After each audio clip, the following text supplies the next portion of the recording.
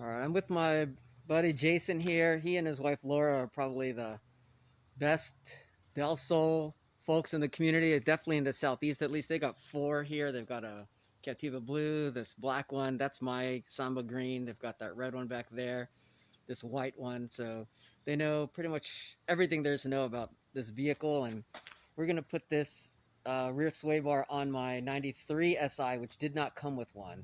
And this was pulled off like a late 90s Integra LS. It's a 14 millimeter sway bar. So we're just going to kind of document what's going on here in case anybody wants to do this later. All right, Jason's awesome.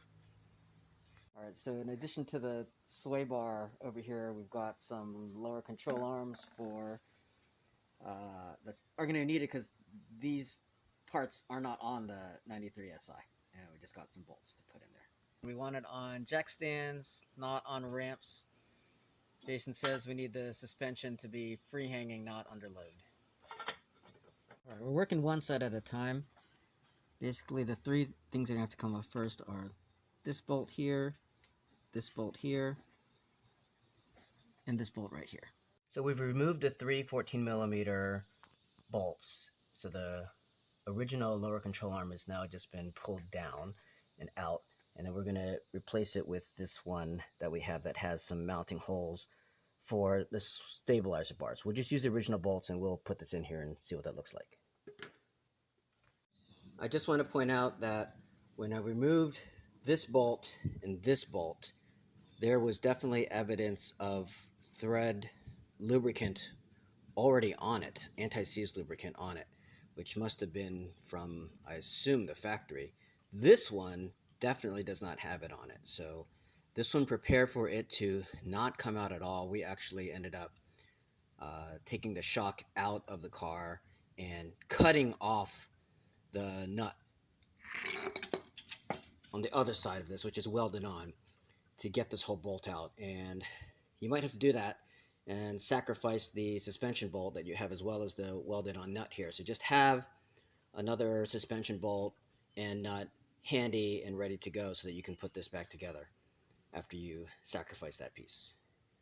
Before we put the bolts back in, we're going to coat them with some anti-seize lubricant just so that they don't get stuck up in there again. So we have the two outside bolts in. They're not tightened yet. They're just through and threaded. And in order to get this one in place and lined up properly, we're going to raise the end with a floor jack. And as we're pushing it up, I can also just kind of push on the outside edge and watch to make sure that those holes line up. And the holes are lined up. We've got that last bolt through. So we're just going to go ahead and tighten the three of those bolts down now. Here you can see the new lower control arm is in place, bolted in all 3 points. We're going to now do the exact same thing to the other side of the car. Now, both sides of the car are done. We have new lower control arms on both sides.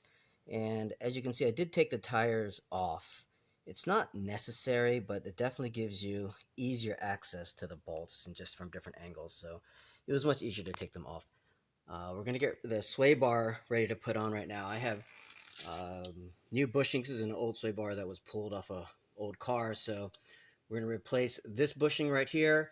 We're going to replace the bushing that is right here inside this end link. And then we're going to replace the end link itself because this bushing is pretty bad and it's easier just to replace the whole end link than to try to get that bushing out. And one little tip, and it's all just bolts, but one little tip is when you're taking the sway bar bracket off here to replace this bushing, just loosen up both sides first before you take any bolt out. If you take one out all the way, the other one's really tight, and when you're working it off, you could potentially distort the bracket. So just loosen them both first, then remove them.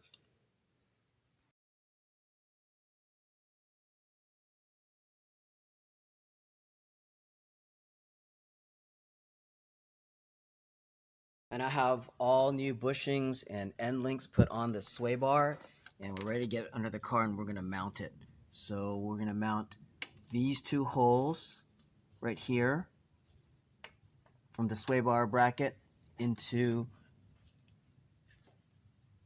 these two holes right here.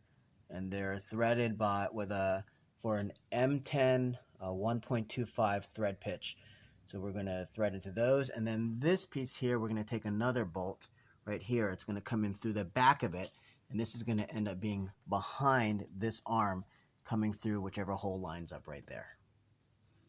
It was definitely easier to remove that mounting plate from the sway bar bracket first and just put the mounting plate on, so you don't have to balance the sway bar while you're putting those brackets on. So here we have the left side, and then on the right side we've got this secured with bolts with some thread lubricant as well, so that they won't seize up later.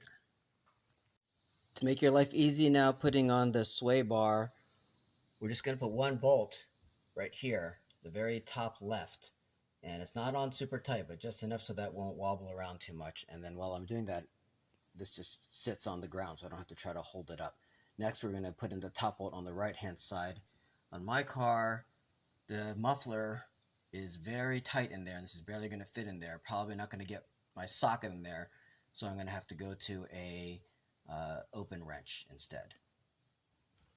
We now have the brackets on both sides attached with the sway bar in place. Be able to get everything up right underneath that muffler in there, and just rotate the sway bar to the proper position so that this end link is going to line up with these holes on the lower control arm, and we'll put in one last bolt from the back side on both sides, and then we are done. Those end links are now bolted to the back of the lower control arms, so everything is complete. All the bolts are tightened down. There was anti-seize lubricant put on all of them, and I just want to shout out to Jason and Laura from Southeast Del Sols, who have just been awesome with everything, to the most helpful people you could ever meet. I've had my Del Sol for 27 years, and they know way more than I do, so I could not have done this without them. Unfortunately, we ran into some complications with some seized bolts when we were doing it together with Jason, which is why the venue has switched and why he's not at the end of this video. But he basically told me everything I needed to do, and I'm just documenting it for everybody else. So thanks a lot. And remember, when you lower your car, tighten down those lug nuts if you had taken your wheels off.